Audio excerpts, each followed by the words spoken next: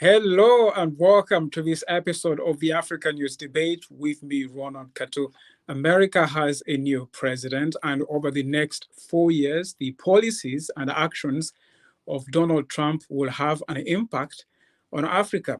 But so will those of China, the continent's largest trading partner and a major lender. On this African News Debate, we ask between China and the United States, who is the better partner for Africa?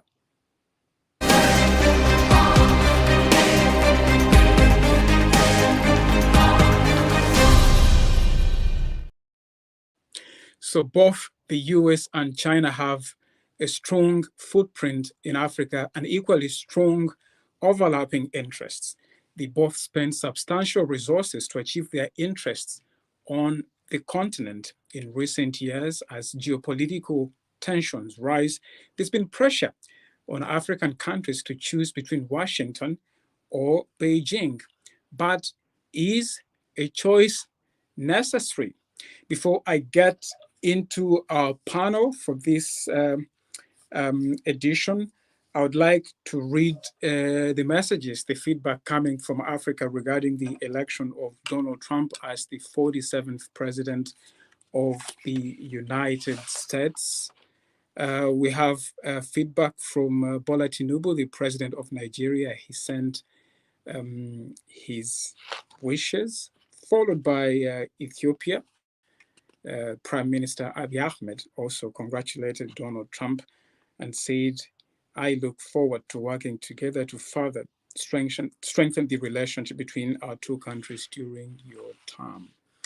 And we also had reaction from the Democratic Republic of Congo.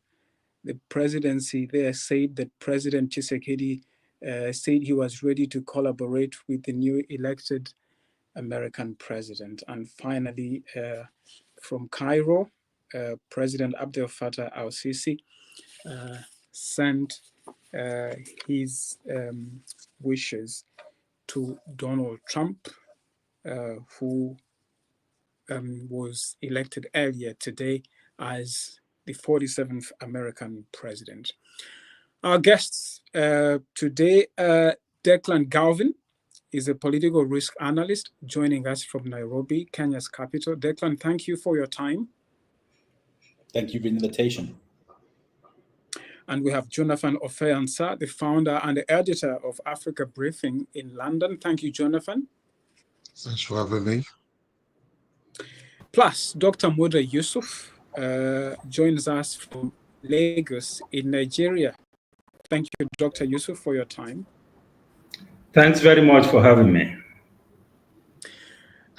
Can I start with you, Jonathan, in London? I'm going to ask you to speculate now briefly on what a Trump presidency might have in store for Africa. Do you think it's going to be more of the same that we saw between 2017 and 2020, or you expect to see some change? Well, let me go back to his previous term. I mean, which actually sidelined Africa with a reduced focus on traditional diplomatic engagements, limited visits or exchanges to the continent. I mean, what he did, in his first term was to launch some security and counterterrorism measures, and some economic initiatives like the Prosper Africa, which wasn't largely, funded. So I see this his new term from January next year, that it could be even more transactional. I mean, his view of foreign aid he views the foreign aid as wasteful. You see, and he's always skeptic towards multilateralism, and which can lead to fewer U.S. investments in African nations, unless those investments directly benefit U.S. priorities, such as countering the Chinese influence or interests. Yeah.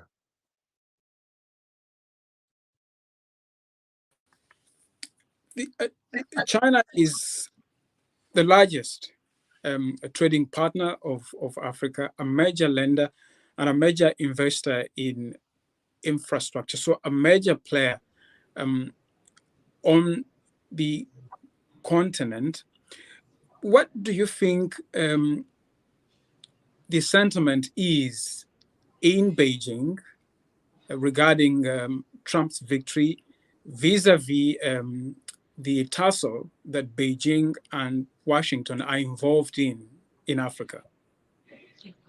The way I see it, look, I'm not sure Beijing will be unduly, perturbed, by Trump's re-election, because already Beijing, economically, Beijing has the upper hand, where Africa is concerned.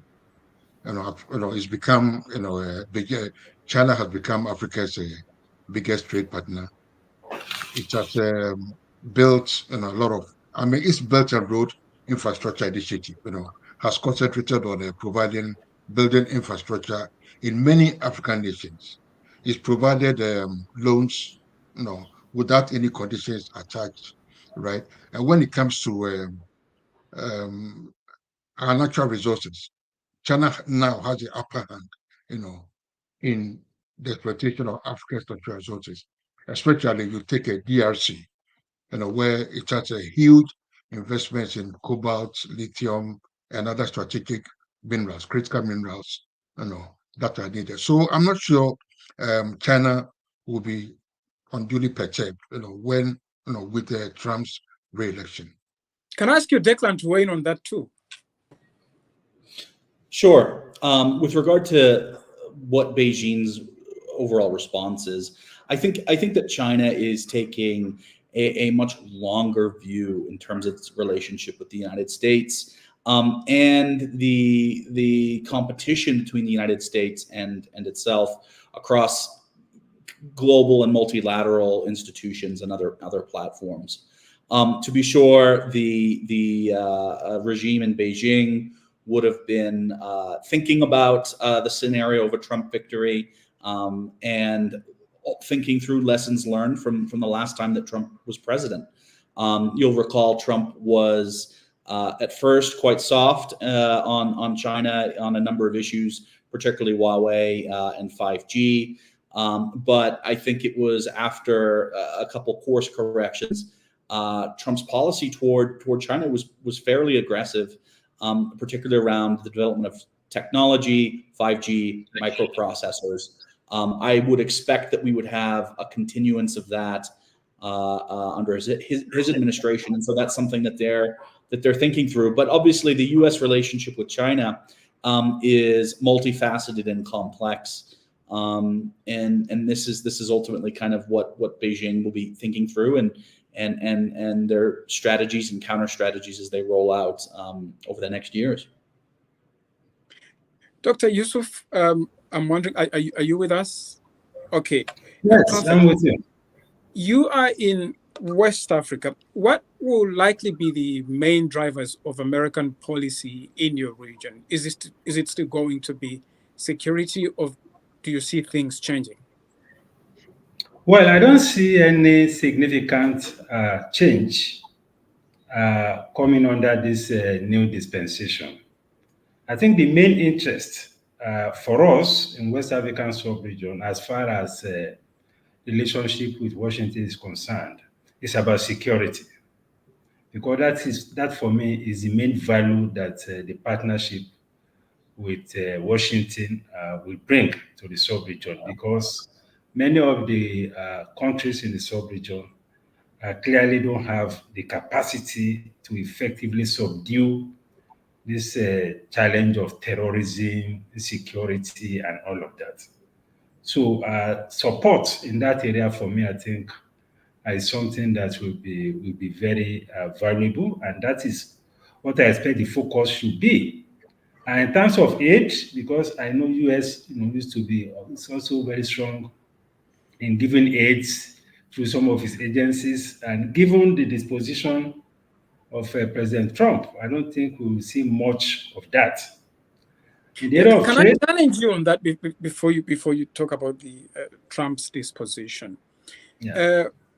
The sentiment in the region, in West Africa, especially the Sahel, is that despite years of American engagement, the region is not exactly stable. The region is not exactly secure.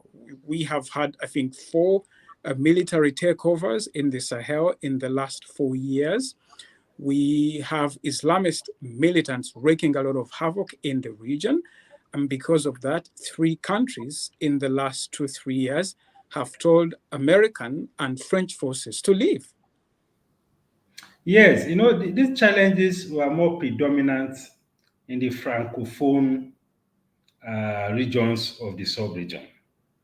And the French forces have much bigger presence and influence in those areas.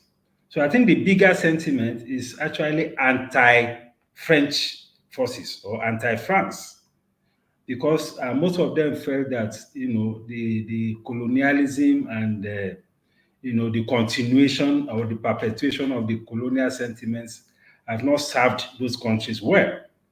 So there's a groundswell, of opposition across the entire francophone region against their colonial masters, as it were. So it is more against the former French colonies and the military. So the French military have bigger presence. Yes, most of these francophone countries have been saying that all these foreign forces should go. Some of them are leaning towards Russia and all of that. But I believe that they'll be more inclined under this dispensation to welcome, whatever support they can get from US the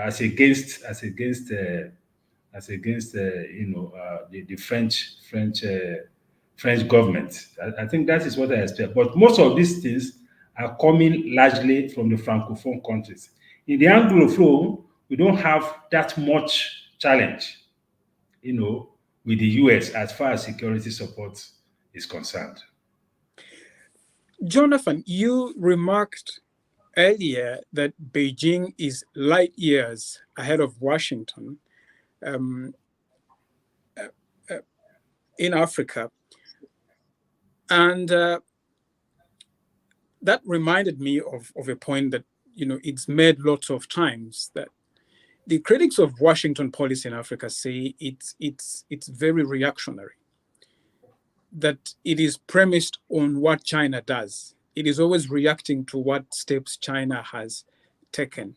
Do you think this sometimes explains why Washington doesn't exactly get it right? Because it focuses too much on what China does and not what African countries want or what African public opinion wants. You see, let me put it in some context. USA has never been, a colonizer, right?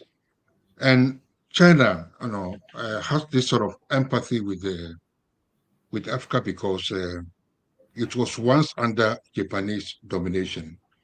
So it sort of knows what colonialism is. Okay.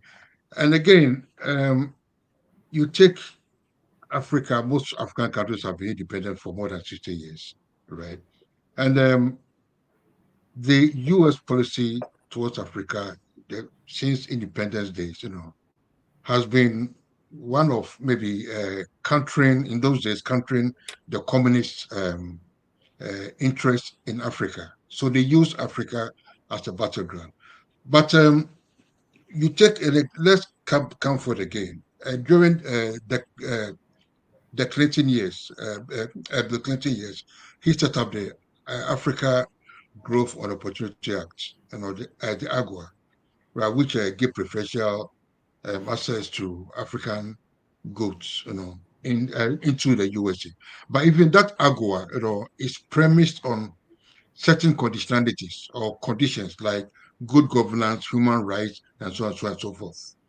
Okay, so when you take China, look, China, like I said earlier on, comes into Africa without any preconditions. I mean, it started taking huge infrastructure projects, roads, bridges, railways, ports, and so on and so forth, and giving out huge loans, okay, and opening up its market too, for African exports. So USA, vis-a-vis China in Africa, it's a different. They both have different interests. USA, calls Africa just for maybe some geopolitical reasons, maybe just for maybe Africa to vote with its policies, maybe at the UN and so on and so forth. So that's where the competition lies. But when it comes to actual interest, I mean, China has a more committed interest in Africa, in my opinion, than the USA. All right, thank you very much, Jonathan. I would like to remind you that we are broadcasting live on our social media platforms. You can head over to our YouTube and on our Facebook. That's facebook.com/africanews to watch the program, but also on Twitter, plus africanews.com. That is our website. Declan, there is a remark that always shows up when the debate on the role of Washington and Beijing in Africa is going on. I don't know who made this remark, but they said basically that when the Chinese visit, we get a rod. When the Americans visit, we get a lecture. To what extent is this true, and do you see this changing with Donald Trump? So with to a large extent, that is there's truth to that, at least in respect to the U.S. Kind of giving what's perceived as lectures, right? The U.S. provides a significant amount of funding around social causes, healthcare, social economic development, certainly food and food distribution through a kind of a variety of UN and other humanitarian agencies, and that is very much kind of how a unique feature within U.S. foreign policy, that kind of values driven approach to things, which frustrates people, particularly when you look at all of the trouble in the United States, whether that's racial discrimination, whether that's corruption, whether that's kind of the way that a former president and now President-elect Trump, managed his last election in 2020. People ask the question, well, who's the United States to come in and start lecturing us on morals and ethics? So there's definitely a truth to that. However, if we look beyond that, that kind of rhetoric, the U.S. provides tremendous support and much more diversified support to countries, and that includes trade financing, that includes that includes infrastructure projects, certainly making use of agriculture and trade and textiles, and supporting more robustly a range of multinational platforms and trying to bring kind of African states more into the kind of global economy. So all of that's also there, and you don't see that kind of support and leadership to the same extent from Beijing. And so I think that we should take that parable as somewhat surface level, but there's definitely a truth to that in terms of how human rights and democratic practices are integrated within U.S. engagements globally. Absolutely. Thank you very much, Declan. I'd like to come to you, Dr. Yusuf, in Lagos. The US and its G7 allies have what they call the Partnership for Global Investment and Infrastructure, or the PGI. And it's a counter to China's Belt and Road Initiative. Because before, the criticism was you cannot just criticize China's Belt and Road without providing an alternative. So there was an earlier alternative, which they scrapped off, and then they launched the PGI, which is known for investing in the Libido corridor in Southern Africa. This was, Biden was really passionate about it. Do you see Donald Trump continue with the same energy on the PGI in Africa? No, I don't see that. Because Donald Trump is coming with a strong nationalistic, focus. And I've said it several times, this is American first. So I imagine that many of these things will be relegated under his presidency. Whether you are talking about AIDS, you are talking about this kind of support and so on. I don't see that being upscaled. If anything, these things will be relegated. Just as issues of trade and all of that is going to be centered purely within the context of protectionism, economic nationalism, and all of that.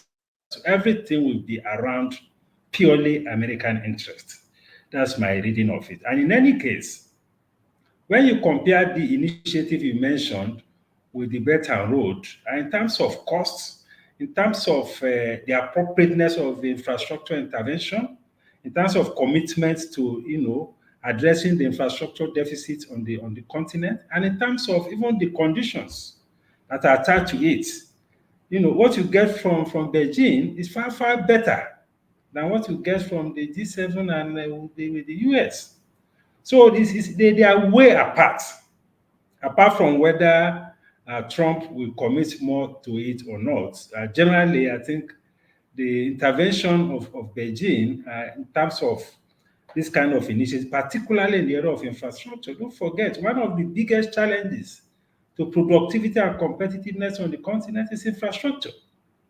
The deficit is huge. And when you have a country that is supporting you with very minimum conditions, I think there's a better disposition towards that kind of country. So it's a whole lot of difference, really, between what about the criticism, Jonathan, that Chinese lending is good, is helping African economies, but is also saddling them with debt. It's fueling corruption because there's less transparency compared to Western aid, to Western development aid. Jonathan. This is where integrity of leadership comes in, where Africa is concerned. I mean, I've always preached that, look, Africa is like a fair damsel with many suitors. Okay, so it is up to the leaders to know. I mean, that look, you have something that these people need, the Chinese need, Europe needs, Africa needs. They are not struggling for you just for your own sake because they just love you or whatever. But you have something that they need, so you must know that, be aware of that, and leverage it. That need to your advantage. Okay, and when you go for these laws, look, I come from Ghana, and there are elections next month, right? And there have been so many corruption scandals with the current administration that beggars belief. Okay, so during such discussions, we must not forget that, look, we need good leadership in Africa, leadership that has the welfare, right, of the people at heart, of their nations at heart, not leadership that is innate, right, for their own betterment, to the neglect of the general population. So when we talk about this corruption or paid deals, whatever, okay, we must also look at our leaders. We must place the blame on our leaders, because if you are a leader with integrity, you must make sure that everything that you do is above board. And let me go further. I recall during the WikiLeaks era, the former late president of Ghana, Professor Atta Mills, when he came into office in 2009, right?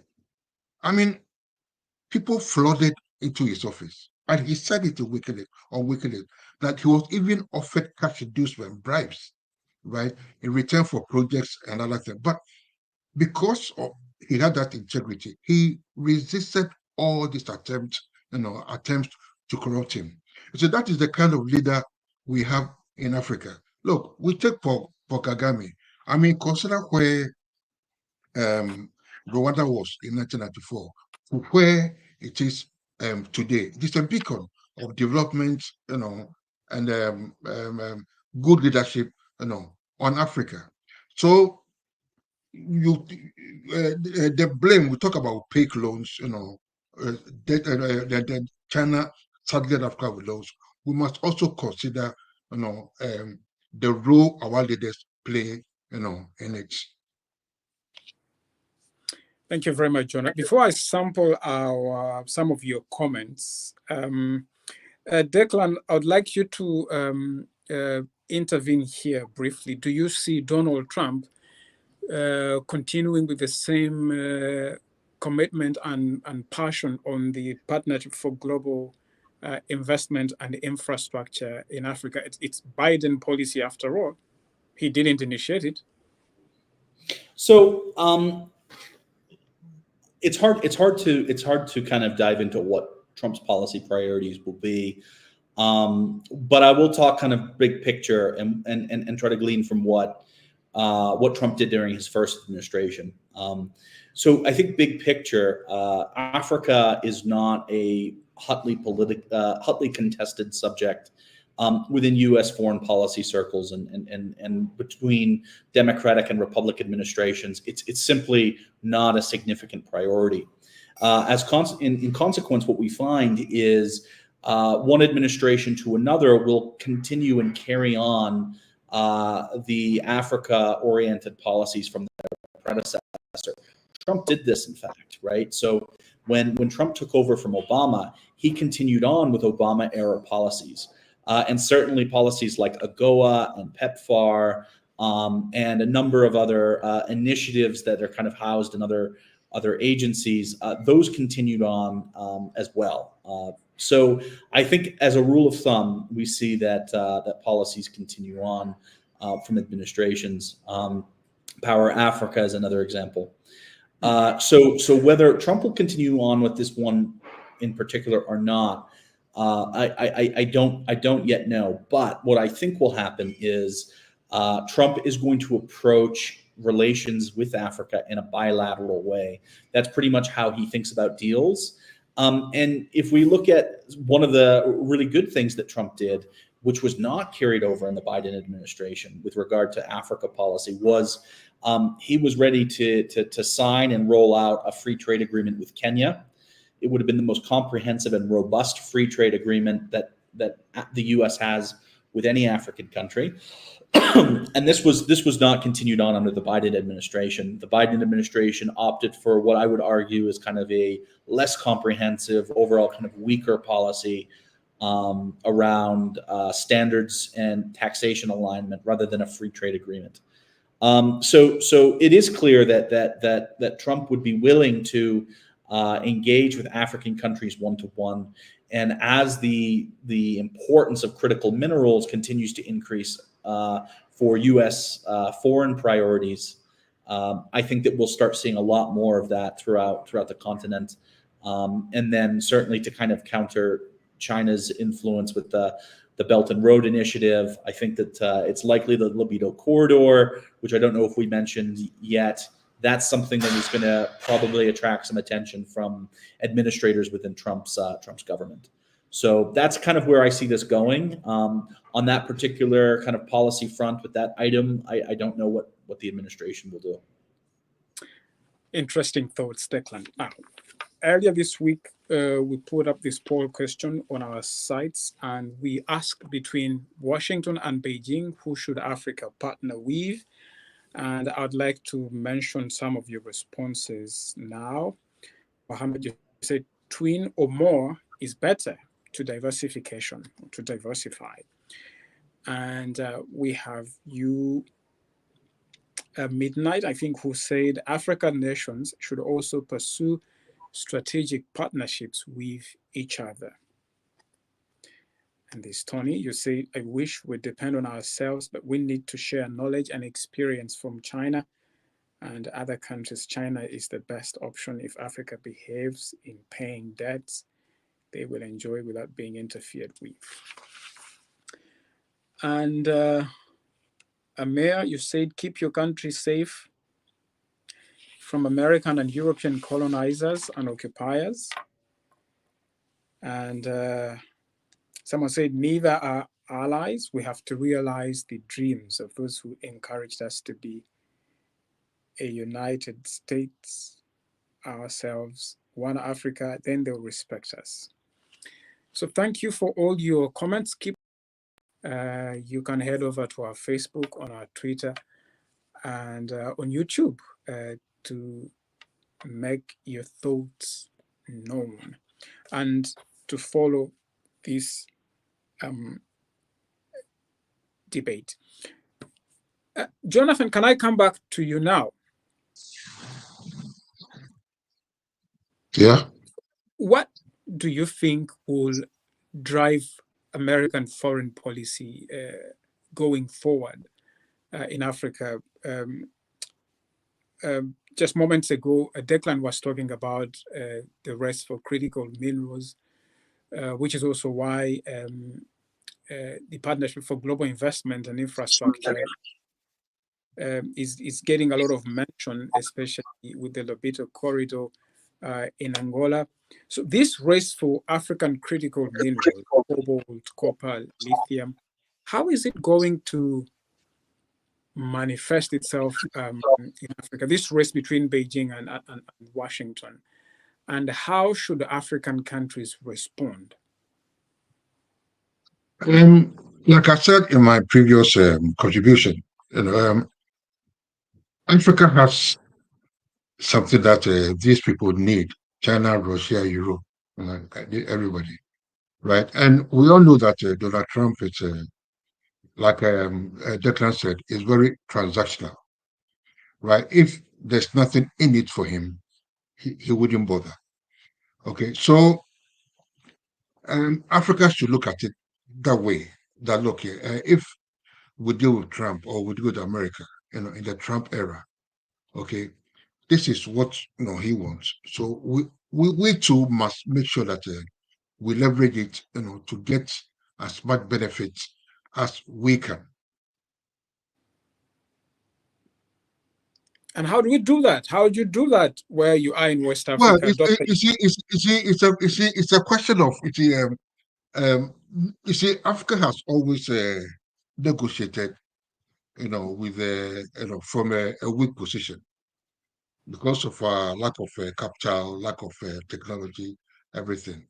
But things are changing, and you have China serving as a counterbalance, to U.S. influence on the continent. Okay, so if China is offering 100 million, right, and USA come in and offer 20-30 million, obviously, I will go to China. So it all depends on African leaders, how they're able to set one, against the other, and get the best bargain out of it. Dr. Yusuf? Yes. Do you want to weigh in on that? Yes, I think, well, I agree with his position because this is essentially about state capacity to prioritize the interests of the country. I think that is what is most important. It's not strictly even either or. I think it's a combination of whatever support you can get from any of these countries. But you must have leaders who have the capacity to be able to exercise the right kind of judgment and bring the right kind of sincerity and integrity and credibility into the choices that are made in the overall interest of their various countries. I think this is what is most important. Just as he said, we have things that they want. It is for our leaders now to make the right choices to benefit the majority of the citizens on the continent. So the bigger challenge really has to do with state capacity, the integrity of leaders, the capacity of our bureaucracy, and things like that. I think that is what is most important in these choices that we make in terms of partnership with other countries. Declan, the criticism leveled against China is that it builds roads and ports and bridges to ship away African minerals, to ship away oil, to ship away copper and cobalt.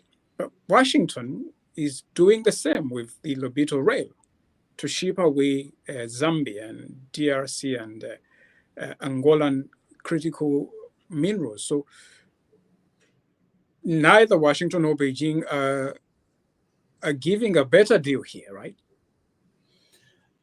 No, I don't necessarily think that, but I would push back and ask, why is that a criticism?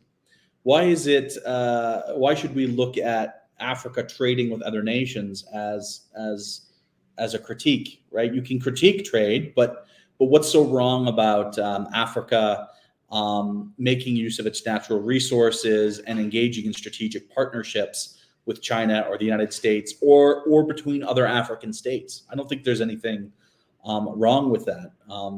The problem that continuously manifests is, how are these deals made? What is the transparency involved in those deals?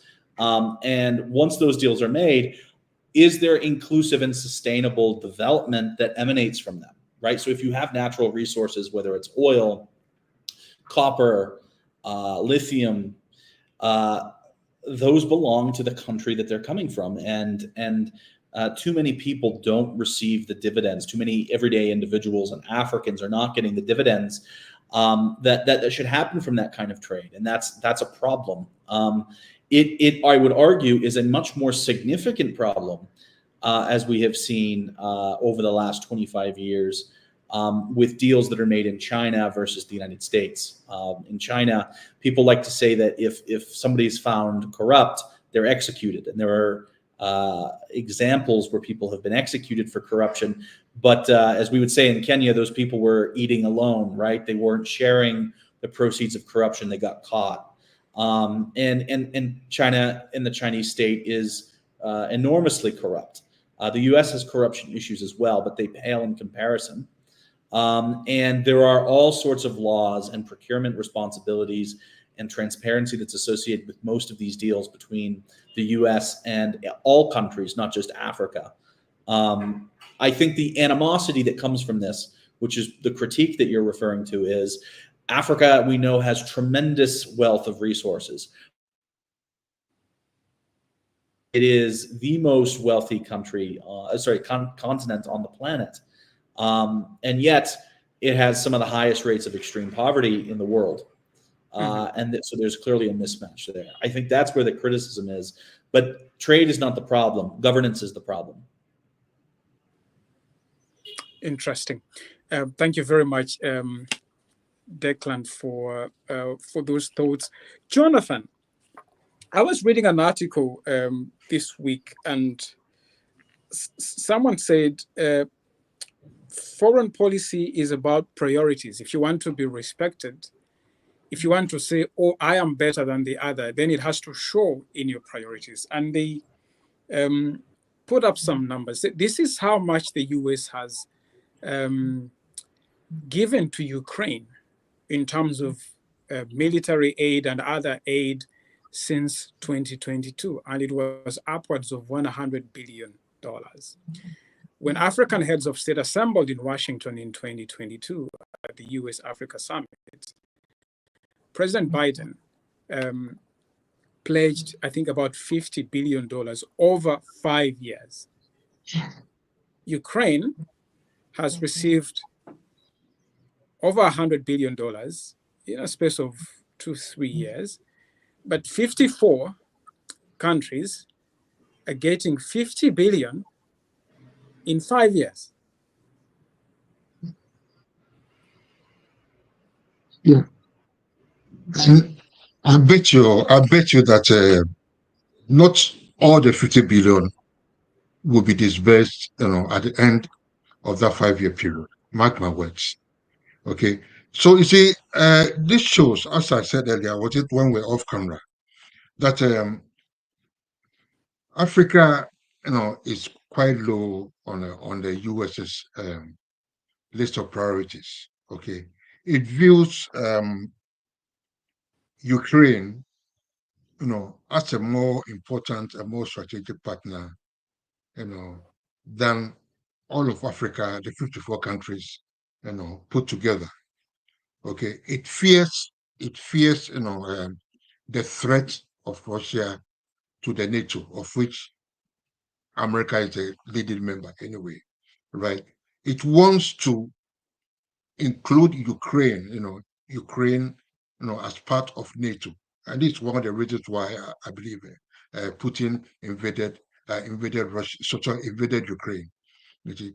So it tells you, the importance, the degrees of importance, U.S. attaches to Africa as a whole, How and do to African maybe countries make, sorry to cut, how to interrupt, how do African countries make themselves more important? How do they raise their profile? look. It's simple. You see, Africa, we have everything. Like Declan said, Africa is immensely rich. Okay, look, we've started this AFCFT, Africa Continental Free Trade Area. Okay, Mhm. it's about time. I mean, intra-African trade is it's about less than 15% of Africa's total trade. Why should that be? Okay, so let's start, looking inwards. Okay, trading amongst ourselves. Okay, we have the expertise. I mean, you go to America, you are in France. I mean, I'm in the UK. You go to America, UK, other parts of Europe, even Japan. There are, thousands of African experts in all of these countries. Thank you, Jonathan. Okay, Can I come to you, you- Dr. Yusuf, very briefly? Our time is almost up. How do African countries, position themselves to get the best deals from both Washington and Beijing? Well, I think it depends on the quality of governance, because African countries also needs to be self-respecting. The quality of governance, the quality of the democracy, and the extent to which we go cap in hand, looking for aids and all of that. So we need to also be a lot more self-respecting, govern with integrity, with transparency, and make the best use of the resources that we have. I Thank you very mean, much, my Dr. colleague, Yusuf. yes, yes, yeah, okay, all right. Declan, now that we have Washington and Beijing's attention, how do we leverage it? By we, I mean African countries. How do we leverage it to get the best for ourselves? I mean, it's not bad to be selfish, is it? No, it's not, and I think this is one of the most important opportunities. There is tremendous opportunities for African countries, kind of within the geostrategic space. And so look at what's going on right now on the continent. You definitely have interest from the United States, although we do need to see to a certain extent how that may be reshaped under Trump. Certainly, China's involved. There's Gulf countries which are interested, and you've got European interests, right? So the European Union is signing comprehensive trade agreements. So there's so much avenue for African states to demonstrate their capability. And weigh in and take policy positions. Often what you see is African countries won't take the kinds of substantive policy decisions that put them into the room to start participating in decision making, and there are plenty of examples on that, particularly with regard to global financial architecture and payments. And with that, we come to the close of this African News Debate. Declan Garvin in Nairobi, Jonathan Ofeansa in London, and Dr. Muda Yusuf in Lagos. Gentlemen, thank you very much for your time.